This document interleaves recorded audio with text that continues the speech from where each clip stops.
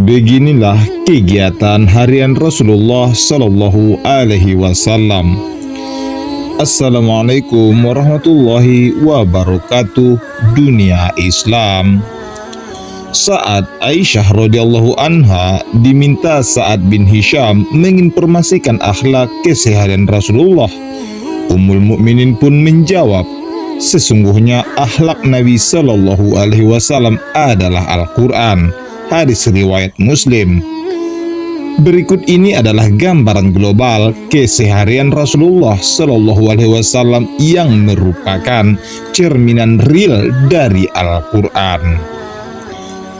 Saat azan subuh berkumandang, beliau mengerjakan sholat sunnah qobliyah sebelum subuh, lalu keluar rumah untuk menunaikan sholat subuh di masjid secara berjamaah.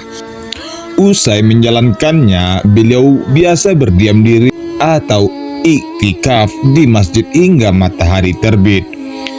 Jabir bin Samurah radhiyallahu anhu pernah menceritakan kebiasaan baik ini. Rasulullah Shallallahu Alaihi Wasallam tidak beranjak dari tempat sholatnya ba'da subuh sampai terbitnya matahari. Ketika matahari sudah terbit, beliau melaksanakan sholat 2 rakaat. Hadis riwayat Abu Daud. Secara global, waktu ini digunakan beliau untuk berzikir pagi dan takarrub kepada Allah Subhanahu wa Ta'ala. Pada waktu duha sudah masuk, beliau menunaikan sholat duha sebanyak 4 rakaat atau 2 kali salam atau lebih. Aisyah meriwayatkan Rasulullah Shallallahu Alaihi Wasallam sholat duha sebanyak 4 rakaat, kadang ditambah sesuai dengan kehendaknya. Hadis riwayat Muslim. Meski pada riwayat lain disebutkan bahwa beliau terkadang juga tidak menjalankannya, akan tetapi alasannya jelas, yaitu khawatir menjadi beban dan diwajibkan kepada umatnya.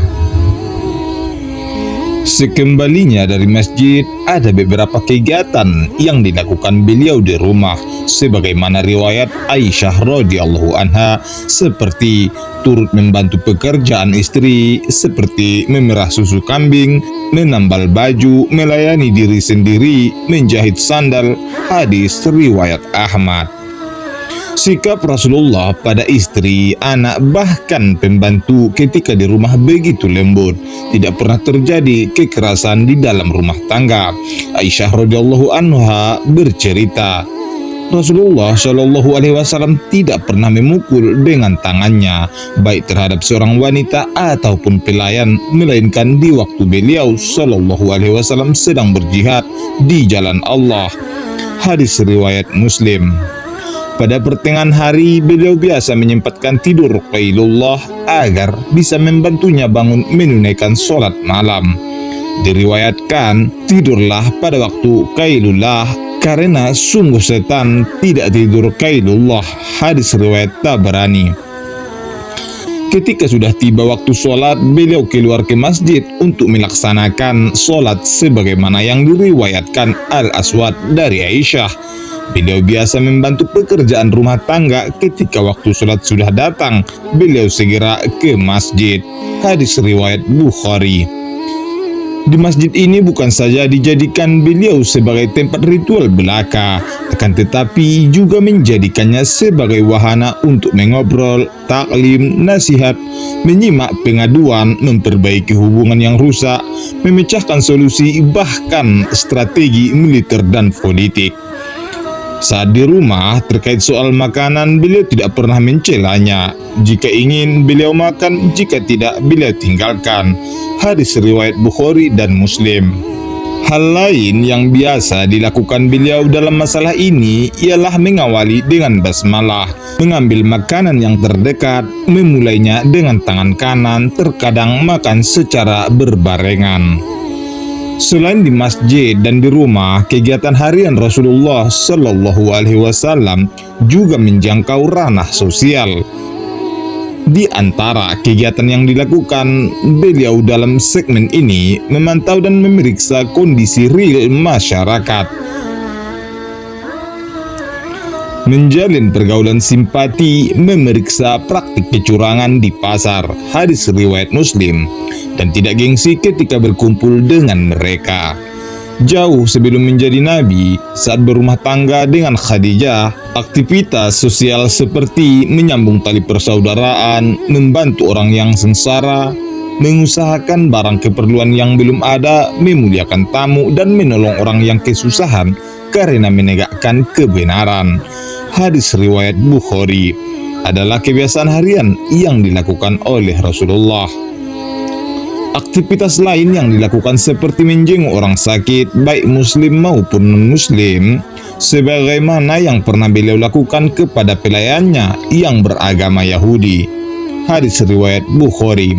Sore hari pasca salat asar, beliau melakukan zikir sore. Dalam catatan hadis, untuk istighfar saja beliau sehari minimal melantunkan sebanyak 70-100 kali. Hadis riwayat Tirmizi. Ini baru istighfar, belum lagi zikir-zikir lain yang beliau dawami dan diajarkan kepada umatnya baik di waktu pagi dan sore. Semua ini beliau lakukan tidak lain karena perintah yang ada dalam Al-Quran, surat Al-Ahzab ayat 41 hingga 42. Memasuki waktu malam, beliau menunaikan sholat maghrib dan isya. Jika ada keperluan terkait umat Islam, beliau berambut dengan para pemuka sahabat. Hadis riwayat Ahmad dan Tirmizi. Jika tidak ada, maka beliau bercengkrama dengan keluarga di rumah. Imam Ibnu Katsir rahimahumullah menggambarkan dengan sangat baik bagaimana keseharian beliau. Rasulullah sangat bagus dalam menjalin pergaulan, murah senyum, bercengkrama dengan keluarga, bersikap lemah lembut terhadap mereka, memberikan nafkah, bahkan mengajak bercanda. Terkadang di malam hari, sesekali istri beliau kumpul makan malam bareng di tempat Rasulullah menginap. Kemudian setelah itu mereka kembali ke rumah masing-masing. Beliau tidur satu ranjang dengan istri. Ba'da sholat isya beliau ngobrol dengan keluarganya sebentar sebelum tidur. Kalau tidak ada keperluan, ada dua hal yang dibenci Rasulullah Shallallahu Alaihi Wasallam di waktu sebelum maupun sesudah isya, yaitu tidur sebelum isya dan ngobrol setelahnya. Hadis riwayat Bukhari. Setelah itu beliau tidur di awal malam, selanjutnya bangun kemudian bersiwak dan berwudu. Hadis riwayat Abu Daud. Untuk menunaikan sholat malam sesuai dengan yang dikehendakinya sampai Bilal mengumandangkan azan subuh, kemudian keluar untuk sholat berjamaah. Kegiatan ini pernah disaksikan langsung oleh Ibnu Abbas.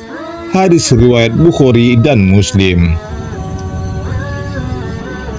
Sahabat dunia Islam, dari kegiatan harian Rasulullah Shallallahu Alaihi Wasallam yang telah dipaparkan, dapat disimpulkan bahwa kegiatan keseharian beliau tidak jauh dari kegiatan di masjid, rumah, dan sosial. Semua bisa beliau harmonikan dengan sangat baik. Beliau disiplin dalam ibadah, sangat perhatian kepada keluarga, dan begitu respons terhadap problematika sosial. Sahabat dunia Islam, semoga bermanfaat. Terima kasih sudah menonton. Nantikan terus video-video selanjutnya dari channel Dunia Islam.